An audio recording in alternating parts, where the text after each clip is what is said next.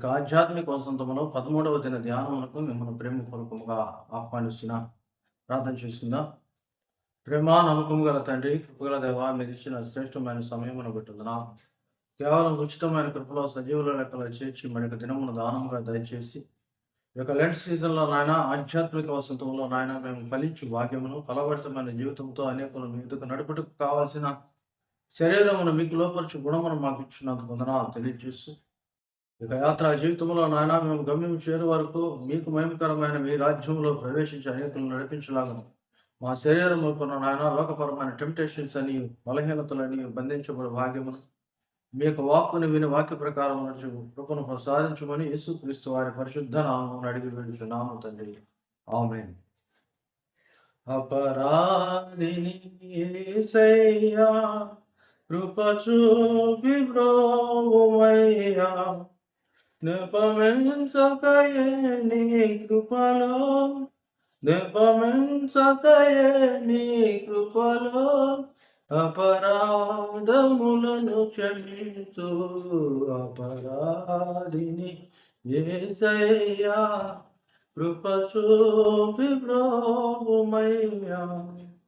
సిలువకు నిన్ను నే కొట్టి తిని తులువలతో చేరి తిని, కలుషములను మోపి తిని, కలుషంబులను మోపి తిని, దోషుండ నేను ప్రభువా, అపరాధిని యేసయ్యా కృప చూపి బ్రోవుమయ్యా.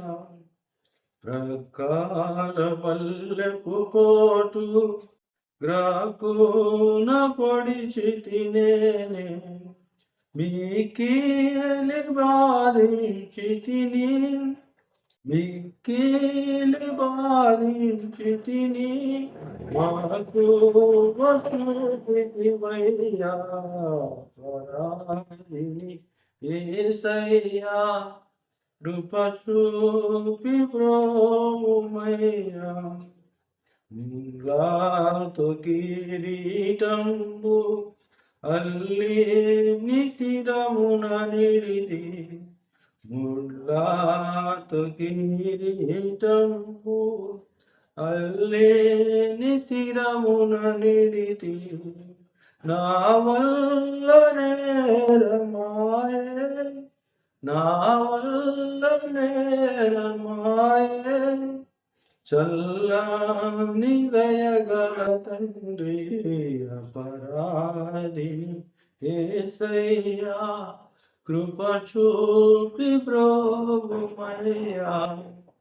శిక్షకు పాత్రుడనయ్యా రక్షణ తెచ్చితివయ్యా, అక్షయ భాగ్యమునియా, అక్షయ భాగ్యమునియా, మోక్షంబు చూపితివయ్యా పరాధిని యేసయ్యా కృప చూపి బ్రోవుమయ్యా. నెపమెంచకయే నీ కృపలో, నెపమెంచకయే నీ కృపలో, అపరాధములను క్షమించు అపరాధిని యేసయ్యా కృప చూపి బ్రోవుమయ్యా. కృపగల దేవుడు, ప్రేమగల ప్రభు, మన జీవితాలకు ఆయన చూపుచున్న గమ్యమును మనం మీద ఉంచిన ఆ యొక్క ఆశను ఆసక్తిని మన ఎడల దేవదేవునికి కలిగిన సంకల్పము నెరవేర్చుటకు మనము నడుచున్న మార్గమును చూచి ప్రభు ఎంతగానో సంతోషించున్నాడు. ఈ యొక్క యాత్ర జీవితంలో ఈ యొక్క 14వ దిన వర్తమానముగా, క్షమించండి, ఈ దిన 13వ దిన వర్తమానముగా, 13వ దిన వర్తమానముగా ప్రభు మనకు సిద్ధపరిచిన వాక్కు రోమీయులకు రాయబడిన పత్రిక 5వ అధ్యాయము 6వ వచనం నుంచి కొన్ని వచనాలు చూద్దాం. రోమీయులకు రాయబడిన పత్రిక 5వ అధ్యాయము 6వ వచనం నుంచి క్రింది భాగాలను ఈ యొక్క 13వ దిన వర్తమానముగా మనము ధ్యానంలోనికి వెళ్దాం. ఏలయనగా మనం ఇంకనూ బలహీనమై ఉండగా క్రీస్తు యుక్త కాలమున భక్తిహీనుల కొరకు చనిపోయాను. చాలా జాగ్రత్తగా గమనించండి.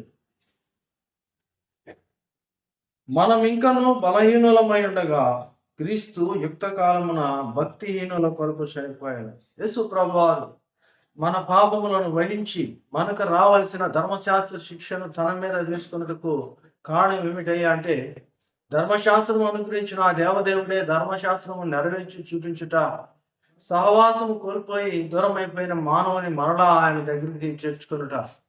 ప్రియులారా, ఇది మానవుని నీతి, లేకుంటే ధర్మశాస్త్ర నీతి చొప్పున జరగదు. కానీ నిర్దోషి నిష్కలంకమైన యేసు ప్రభువారి యొక్క రక్తము ద్వారా కలుగుచున్నది. కనుకనే ఆయన ఇష్టపూర్వకముగా మన శ్రమలను వహించాడు, మన యొక్క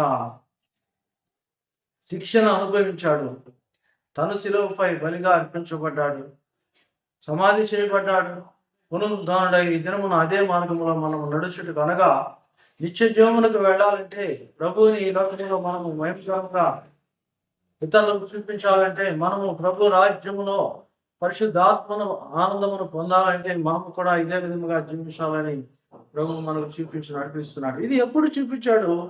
మనం ఇంకనూ బలహీనులమై ఉండగా. మనలో బలహీనత ఉంది. ఎక్కడ బలహీనత? మనందరికీ బాగా తెలిసిన విషయమే. మత్తయి సువార్త 21:46 ఆత్మ సిద్ధమే కానీ శరీరము బలహీనమని ప్రభు వారు స్పష్టంగా చెప్పిన మాట. ఆత్మ శుద్ధముగానే ఉంది కానీ శరీరము బలహీనమైనది. ఆత్మీయంగా నువ్వు ప్రభువులో ఉండాలని కోరుకుంటున్నావు, కానీ ఇగో శారీరకంగా నువ్వు ప్రభువుకు దూరం అయిపోతున్నావు. శారీరకముగా నువ్వు ప్రభువుకు దూరం అయిపోతున్నావు. కనుకనే ప్రియ సహోదరుడా, సహోదరి, ప్రభు యొక్క వాక్యము స్పష్టం, ప్రభు మాట స్పష్టం, ప్రభు యొక్క వాక్కు స్పష్టం. క్షమించండి. మత్తయి సువార్త 26వ అధ్యాయం, మత్తయి సువార్త 26వ అధ్యాయంలో మనం ఈ మాటను స్పష్టంగా చదువుతున్నాం. ఆత్మ సిద్ధమే కానీ శరీరము బలహీనమని పేతురుతో చెప్పి, శోధనలో ప్రవేశించుకున్నట్లు మీరు మెలకువగా ఉండి ప్రార్థన చేయమంటే, ఆ నిద్ర కాళ్ళతోనూ భారభరితమైన కాళ్ళతోనూ ఉన్న ఇక శిక్ష బృందాన్ని చూసి ప్రభు మాట అంటున్నాడు. మత్తయి సువార్త 26వ అధ్యాయము 41వ వచనములో, మీ ఆత్మలు సిద్ధముగానే ఉన్నాయి కానీ మీ శరీరము బలహీనమైనది. ఇదే ఇక్కడ రోమా పత్రికలో ఆయన అంటున్నాడు, ఏలయనగా మనం ఇంకనూ బలహీనులమై ఉండగా. ఆత్మ ప్రభు దగ్గరికి నడవాలని, ప్రభువుని చూపించాలని ఆతృత పడుతుంటే, ఈ శరీరము దానికి కావాల్సిన కోరికలను, తనకు కావాల్సిన వాంఛలను చంపుకోలేకపోతుంది. కాబట్టి ఈ శరీరాలు బలహీనమై ఉన్నాయి. ఆత్మీయంగా మనం బాప్తిస్మం తీసుకున్న వారమే, ప్రతి ఆదివారము ప్రభు సన్నిధిలో గడుపుచున్న వారమే, ప్రభు కొరకు ఎంతో కొంత ప్రయాసపడుచున్న వారమే. కానీ ఏదో ఒక అపవిత్రత, ఏదో ఒక తుచ్చమైన చిన్న లోకపరమైన ఆ యొక్క కార్యము ఆఖరికి ఎక్కడికి నడిపిస్తున్నాయో మనం చూసాం. భ్రష్టత్వంలోనికి నడిపిస్తున్నాయి. ఈ భ్రష్టత్వపు స్థితికి ఈ శరీరములోని చూస్తుందనే ఈ శరీరాన్ని నటిపెట్టుకోవటానికి ప్రభు అంటున్నాడు, నీ ఆత్మ శుద్ధముగానే ఉంది కానీ శరీరము బలహీనమైనది. ఈ బలహీనమైన శరీరాన్ని బంధించుకునడానికి నీ శారీరక శ్రమ అవసరం. అందుకనే ఉపవాసం అంటే సహజంగా మనిషికి గుర్తొచ్చేది ఏంటంటే, ఆహారము భోజనము మానివేయట మంచిదే, ఎంతవరకు నువ్వు పడిపోయేంతవరకు కాదు. నువ్వు బలహీనుడివై అసలు ప్రార్థన చేయడానికి, ప్రభు గురించి సాక్ష్యము లేకుండా జీవించడానికి కాదు. నీవు ఉపవాసం అంటే దేవుని దగ్గరగా జీవించేదంటే నీవు ప్రభు యొక్క మహిమను పొందుకొని ఇతరులను నువ్వు ఆకర్షించేది. ఆ రీతిగా నువ్వు ఉండాలి, కానీ బలహీనమైన శరీరమును పాడు చేయటానికి కాదు. పిల్లలు గమనించండి, ఇక్కడే స్పష్టంగా రాస్తున్నాడు. ఇదిగో 6వ వచనం, ఏలయనగా మనం ఇంకనూ బలహీనమైనగా క్రీస్తు యుక్త కాలమున భక్తిహీనుల కొరకు చనిపోయాను.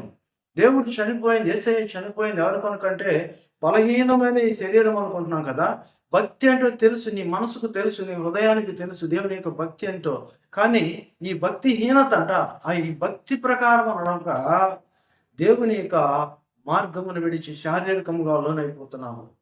అందుకని యోహాను పత్రిక రాసిన, యోహాను సువార్తలో రాసిన ప్రభు ఆదికాండములో చెప్పిన ఆయన అనే మాట ఏమిటంటే, ఇగో శరీరము నేర్చున్నవి ఏమిటంటే నేత్రాశ, శరీరాశ, జీవ కుటుంబము. మళ్ళా చెప్తున్నాను, ఆ ఆది కాండములో తినవద్దన్న పండు చూడటానికి రమ్యముగా ఉంది, ఎంతో ఆకర్షణీయంగా ఉంది, ఎంతో రుచిగా ఉన్నట్టు వాళ్ళు తినేయటానికి అవకాశంగా ఉంది. ఇలానే బలమైనదిగా కూడా ఉన్నదని మనం అక్కడ గ్రహించగలం. కానీ ఇది డైరెక్ట్‌గా నేను మీకు చెప్పట్లేదు, కానీ ఇక్కడ యోహాను పత్రికలో ఇదిగో నేత్రాశ, శరీరాశ, జీవపడంబం అని శరీర యొక్క వాంఛలను ప్రభువులో మనము బలము పొందుకుంటే ఇది ఉండదు. అందుకనే ఇక్కడ అంటాడు ఆయన, బలహీనమైన యొక్క శరీరాలు ప్రభువులో ఉండాలంటే నువ్వు భక్తిగా జీవించే క్రమంలో ఉండాలి. కానీ భక్తిహీనత అంటే భక్తి ఏమిటో తెలుసు, కానీ హీనుడు అయిపోతున్నావు. ఈ భక్తిహీనత కింద 8వ వచనం అంటాడు, మళ్ళా చెప్తాను, అది మన ఎడల తన ప్రేమను వెల్లడి చూసిన ఇట్లానగా మనం ఇంకనూ పాపులమై ఉండగా. భక్తిహీనత ఏమిటి అంటే పాపము, ధర్మశాస్త్రం వల్ల తెలియబడిన పాపము. తినవద్దన్నది తినవటం, చేయవద్దన్నది చేయటం, తొందరపడకంటే తొందరపడటం, మన సమయం ఇంకనే రాకముందే ఆయన దగ్గరగా విసిగించటం. ఏదో ఒక రకంగా నువ్వు పాపంలోకి కూరుకొని పోతున్నావు. ఏదో ఒక రకంగా నువ్వు ఆయనని ఎడబాస్తున్నావు. చూడండి, ఇక్కడ 4వ అధ్యాయం, రోమీయులకు రాయబడిన పత్రిక 4వ అధ్యాయం 25వ వచనం, ఆయన మన అపరాధముల నిమిత్తము అప్పగింపబడి మనము నీతిమంతులుగా తీర్చబడుటకై లేపబడెను. మరణమునికి ఆయన అప్పగింపబడినది ఏంటంటే మన అపరాధముల కొరకు మన శారీరకముగా ఇదిగో యేసు ప్రభు బ్రతికి మన కొరకు సజీవునిగా జీవించి మాదిరి చూపించినప్పుడే యేసు ప్రభు వారు బోధిస్తుంటే అనేక రకములుగా పరిచయాలు శాస్త్రులు యేసు ప్రభుని ఇబ్బంది పెట్టాలని చూస్తున్నారు. శారీరకముగా పాపం చేసిన స్త్రీని తీసుకొచ్చి యోహాను సువార్త 8వ అధ్యాయంలో యేసు ప్రభు వారి యొక్క పాదముల యొద్దకు ఉంచి ఈమెను శిక్షించమంటావా వద్దని అడుగుతున్నాను. అనగా శారీరకమైన జీవితాలను చూసుకుంటూ ఈ శరీరాన్ని బలపరుచుకోలేకపోతున్నాం, కానీ ఆత్మస్థితంగా ఉన్నది కానీ శరీరమును నిర్లక్ష్యం చూస్తున్నాం. కానీ ప్రభు అనుకున్న స్థితిలో, ప్రభు కోరుకున్న స్థితిలో ఉండలేకపోతున్నాం. కనుకనే ఇక్కడ వాక్యము స్పష్టం. రోమీయులకు రాయబడిన పత్రిక 5వ అధ్యాయం 6వ వచనములో మనం ఇంకా బలహీనులమై ఉన్నాం. దేని చేత అంటే భక్తిహీనత చేత.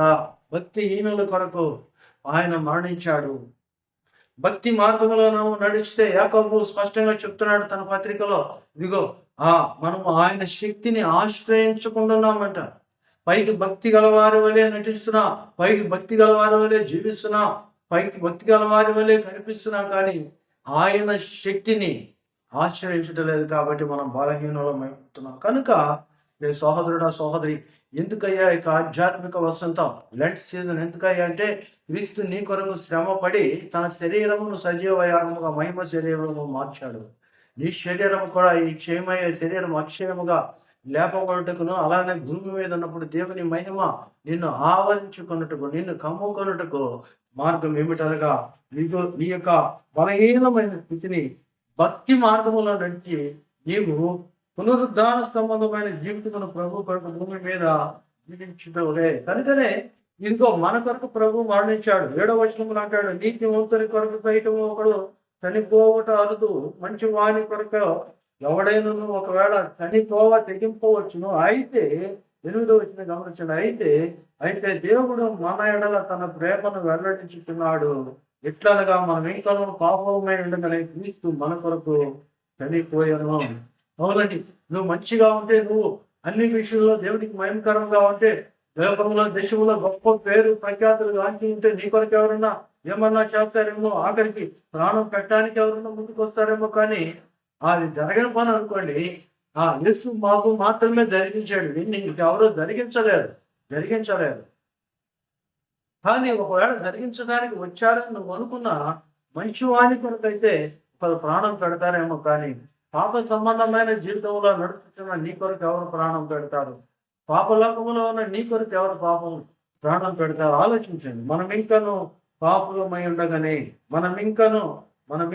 పాపులమై ఉండగానే క్రీస్తు యుక్త కాలమందు మన కొరకు ప్రాణం పెట్టాడు. మన కొరకు ఆయన యుక్త కాలం ముందు ఆయన మన కొరకు ఆయన ప్రాణం పెట్టినట్టు మనం చూస్తాం. ఇలా గమనించండి, మంచి వారి కొరకు కూడా మరణించడం అరుదు, అయినా మన కొరకు ప్రాణం పెట్టాడు. నేను నిర్మల మనం చూచాం, ఆయన మనకు నిజమైన రక్షకుడు, నిజమైన స్నేహితుడు.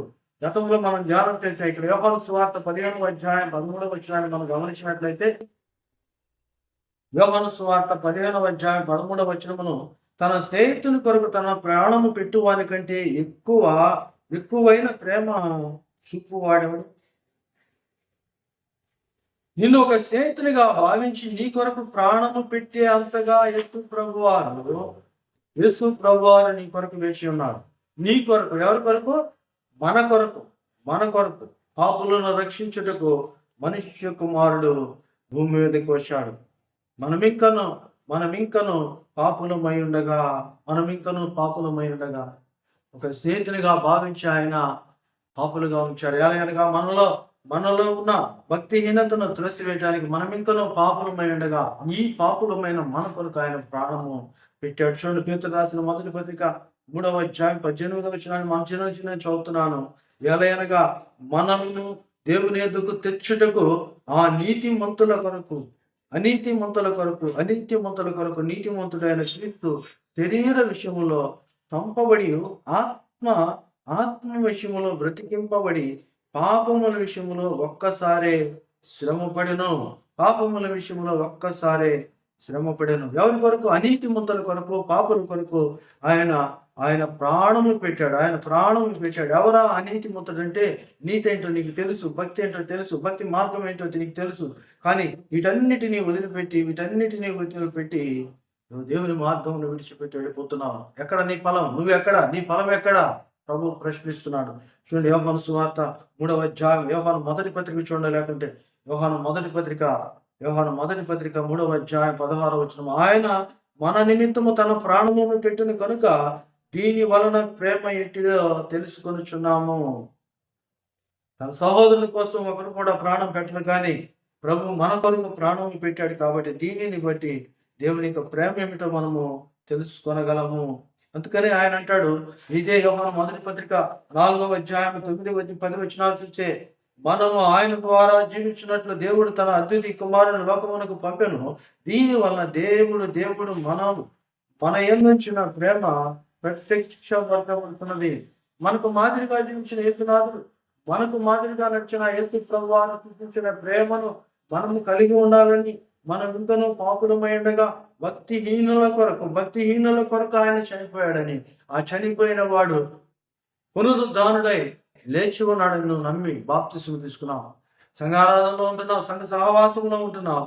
ఇప్పుడు కూడా ఆయన కావాలని ఆశపడ్డావు. కానీ ప్రభు అనే మాట ఏమిటయ్యా అంటే, నేను కావాలా, నీకు లోకము కావాలా? ఇదిగో పైకి భక్తి గలవాని వలె నటించి ఆయన శక్తిని ఆశ్రయించుకున్నావా? లేదు, ఆయనను ఆశ్రయించి ఆయనకు మహిమకరంగా జీవించాలని ఆశపడుతున్నావు. ఒక్కసారి పరిశీలన చేసుకో, నిన్ను పరిశీలన చేసుకో. నీ కొరకు ప్రాణం పెట్టిన ఆ యేసునాథుని కొరకు నువ్వు జీవించగలవు, కానీ ఆత్మ సిద్ధమే, కానీ శరీరము బలహీనము. మత్తయి సువార్త 26వ అధ్యాయం 41వ వచనంలో ప్రభు చెప్పిన మాట ప్రకారం నీ జీవితము కూడా ఈ రోజు అదే విధంగా ఉన్నది. నీ ఆత్మ మనసు ప్రభువుని కోరుకుంటుంది. ఈ రోజు కూడా ప్రభువులో ఉండాలని ఈ యొక్క 13వ రోజు కూడా ఆశపడుతుంది. కానీ శరీరము ఆ విధంగా జీవించు. షాపింగ్ కొరకో, లేకపోతే లోక వాంఛన కొరకో, లేకపోతే లోకంలో ఉన్న అవసరతల కొరకో, కుటుంబంలో నీ యొక్క ఉద్దేశం నెరవేర్చుట కొరకో, ఇది ఏ విధంగా సంఘమును నీ యొక్క ఆధీనములో ఉంచుకుని కొరకో చూపిస్తున్నావు. కానీ ప్రభు రూపానికి మారటానికి, ప్రభు కొరకు, ప్రభు యొక్క పరిశుద్ధాత్మ ఆనందాన్ని పొందుకోవటానికి, నీతి జీవితం కొరకు ఇదిగో నిందారహితముగా నీ శరీరమును నువ్వు ప్రభువుకు అప్పగించుటకు ఇష్టపడుతున్నావా? ఆలోచించండి. ప్రభు వాక్యం స్పష్టం, ప్రభు యొక్క మాట స్పష్టం. తెస్సలోనికి రాయబడిన మొదటి పత్రిక 5వ అధ్యాయం మనం గమనించినట్లయితే, తెస్సలోనికి రాయబడిన అపోస్తలుడైన పౌలు తెస్సలోనికి రాసిన మొదటి పత్రిక 5వ అధ్యాయం మనం చూసినట్లయితే ఆయన స్పష్టమైన మాట ఒకటి అంటాడండి. 23వ వచనం, సమాధానకర్తవు దేవుడు మిమ్మల్ని సంపూర్ణముగా పరిశుద్ధపరచును గాక. మనల్ని సంపూర్ణంగా పరిశుద్ధపరిచిన తర్వాత ఇక్కడ చాలా ప్రాముఖ్యమైన మాట, మీ ఆత్మయను జీవమును శరీరమును, మీ ఆత్మయను జీవమును శరీరమును. ఆత్మ సిద్ధమే, శరీర పరిస్థితి ఏంటి? వీటిని అనుసంధాన పరిస్తే జీవము పరిస్థితి ఏంటి? వాక్యం స్పష్టం. ఆత్మయును జీవమును శరీరమును మన ప్రభు అయిన యేసు క్రీస్తు రాకడ యందు నిందారహితముగా సంపూర్ణముగాను ఉండునట్లు కాపాడును గాక. దేవుని యొక్క కాపుదల కోరుకుంటున్నావు, కానీ ఈ శరీరాన్ని నువ్వేం చేస్తున్నావు? దేనికి ఉపయోగిస్తున్నావు? దొంగతనానికా, వేష సాంగత్యానికా, లేదా లౌకికమైన జీవితానికా? లేదు లేదు నీ ఇష్టానుసారమైన రీతిలోనా? ఆత్మశుద్ధమే, కానీ శరీరాన్ని ఏం చేస్తున్నావు? ఈ ఆత్మను శరీరాన్ని అనుసంధానం చేసే జీవ మార్గమైన యేసు మార్గమును తప్పితే కానీ నీ శరీరాన్ని కోల్పోలేవు. నీ మనసు ప్రభువు మీద ఉన్నది, నీ మనసు ప్రభువు మీద ఉన్నది, కానీ ఎలా ఎలా చూస్తున్నావు? పిల్లలు గమనించండి. ప్రభు మన మార్గాన్ని చూస్తున్నాడు, ప్రభు మన ఆలోచన చూస్తున్నాడు. మనం ఇంకా పాపలమై ఉండగానే భక్తిహీనులమైపోయామంటాం. భక్తిహీనత ఎందుకు కలిగిందంటే శరీరాన్ని ప్రభుకు దూరంగా తీసుకువెళ్తున్నాం అని ప్రభు ఇప్పుడు వచ్చి ఆయన నిన్ను హత్తుకున్నట్టుకు ఇష్టపడుతున్నాడు. నువ్వు వెళ్ళగలవా? చెట్టు చాటున దాంగునే ఉన్న ఆదామని ప్రభువే వచ్చి పిలుస్తున్నాడు. ఆదామా ఆదామా, ఈరోజు కూడా నిన్ను అదే స్వరంతో పిలుస్తున్నాడు. మరి నీ పరిస్థితి ఏమిటో ఆలోచించు. ప్రభు నిన్ను పిలుస్తున్నా, ఇక పిలుపుకు తగిన జీవితం జీవించు. ప్రభు కృప పొందుకో. ప్రభు యొక్క 13వ జన్మను నీకు ఇచ్చిన ఈ ఆత్మీయ సహవాసములో బలహీనమైన యొక్క స్థితి నుంచి భక్తిహీనతను విడిచి ప్రభువులో స్థిరపడు. ప్రభు నీకు కృప చూపునగాక. ప్రార్థన. ప్రేమానముఖము గల తండ్రి, కృపగలగావా, భక్తిహీనులమే నిజమే ఒప్పుకొనుచున్నాం. శరీరము బలహీనం పరుచుకొని మేమే మీకు దూరం వచ్చున్నాం, క్షమించమని వేడుకొనుచున్నాం. కృప చూపి మీలో అంటుకట్టబడి భాగ్యమును, ఆశీర్వదించబడి కృపను, నిత్యమైన వేడును అందుకొని భాగ్యమును దయచేసి అందుకున్నాను. 13 దిన సహవాసాలను మేలుకొందనేక బిడ్డలను మీరు ఆశీర్వదించమని, దీవించమని, నాయన దినములైన నాయన మీకు మహిమకరంగా నీతితో కూడిన పరిశుద్ధాత్మతో కూడిన ఆనందమును అనుభవించుడు. నాయన సమాధాన సంబంధమైన ప్రతి వరము బిడ్డలకు దయచు. మా ఆత్మను నాయన, మా జీవమును, శరీరమును మీ చేతికి అప్పగించుకొని నాయన బలమైన సాధనములుగా మీ కొరకు పనిచేయ భాగ్యమును మీ బిడ్డలకు దయచు. యేసు నామమున అడిగి వేడుచున్నాము తండ్రి, ఆమేన్. తండ్రి, కుమార, పరిశుద్ధాత్మ త్రియేక దేవుని సఫలమైన దీవెన మీ కుటుంబములకు, వ్యక్తిగత జీవితములకు పరిశుద్ధాత్మ ఆత్మ జీవమును శరీరమును భక్తి మార్గంలో నడిపి ప్రభువులో అప్పగించలాగిన ప్రభువు మీకు తోడై నడిపించును గాక. ఆమేన్. హల్లెలూయా.